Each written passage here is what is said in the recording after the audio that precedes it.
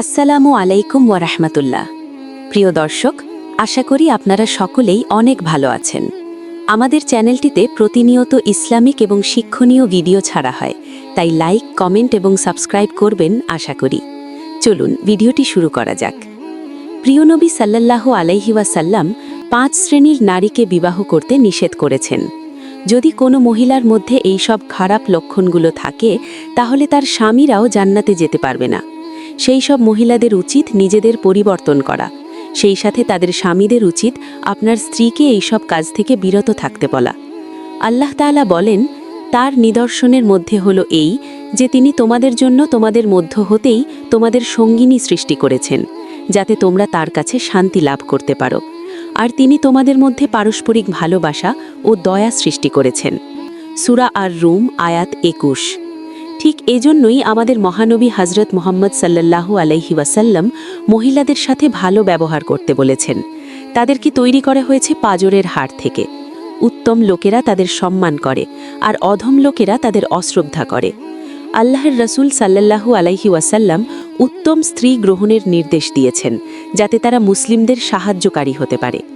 নবীজি সাল্লাল্লাহু আলাইহি ওয়াসাল্লাম বলেছেন, উত্তম মহিলারা হচ্ছে উটের আরোহী এবং কুরাইশ নারীদের মধ্যে নেককার।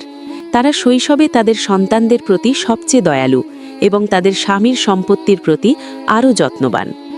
একজন উত্তম স্ত্রী তার স্বামীর বন্ধুস্বরূপ, তার ভালোবাসার প্রতি সৎ এবং স্বামীর সন্তুষ্টির দিকে মনোযোগী। তার করুণা তার স্বামীর মধ্যে সীমাবদ্ধ নয়, বরং তিনি তার সন্তানদের যত্ন নেবার প্রতিও করুণাময় এবং দায়িত্বশীল। তিনি গভীর মমতা নিয়ে তাদের দেখাশোনা করেন এবং তাদেরকে সুষ্ঠুভাবে বেড়ে তোলার চেষ্টা করেন। এমন নারীদের আমরা স্ত্রী হিসেবে গ্রহণ করা থেকে বিরত থাকব, যাদের চরিত্র খারাপ। একজন খারাপ স্ত্রীর প্রথম বৈশিষ্ট্য হল ধর্মে কমতি থাকা। পুরুষদের সেই নারীদের বিবাহ থেকে বিরত থাকা উচিত যারা আল্লাহ তাআলার কথায় ভয় পায় না। ধর্মে জ্ঞান কম থাকায় তাদের আচার আচরণ খারাপ হয় এবং এই খারাপ আচার আচরণ অন্য অনেক পাপের সৃষ্টি করে। ইমাম গজ্জালি রাহমাতুল্লাহি আলাইহি বলেছিলেন, আরবরা কোমলমতি এবং আবেগপ্রবণ নারীদের বিয়ে করার বিরুদ্ধে পুরুষকে সতর্ক করত। তারা সেই সব স্বেচ্ছাচারী মহিলাদের থেকেও সতর্ক থাকতে বলেন, যারা সবসময় স্বামীর কাছে নিজের কাজের প্রশংসা করেন এবং বলেন, আমি তোমার জন্য এটি করেছি। সেসব মহিলাদের থেকে সতর্ক করেছেন যেসব মহিলা বাজারে এবং রাস্তায় অযথা ঘুরে বেড়ায় এবং উচ্চস্বরে কথা বলে আর হাসে। এছাড়াও বিজ্ঞজন আমাদের আরও কিছু নারী সম্পর্কে সচেতন করেছেন। এদের মধ্যে অন্যতম হল যারা সারাদিন নিজের মুখ এবং কাপড়ের সৌন্দর্য বৃদ্ধির পেছনে সময় ব্যয় করে। একজন পুরুষের আবেগপ্রবণ কোনো নারীকে বিয়ে করা উচিত নয়, কারণ তারা সবসময় অভিযোগ দিতে থাকে এবং সবসময় আফসোস করতে থাকে। সেই সব মহিলাদের থেকে বিরত থাকা উচিত যারা সবসময় খাওয়া নিয়ে ব্যস্ত থাকে এবং খাওয়ার সময় রাগান্বিত হয়ে যায়।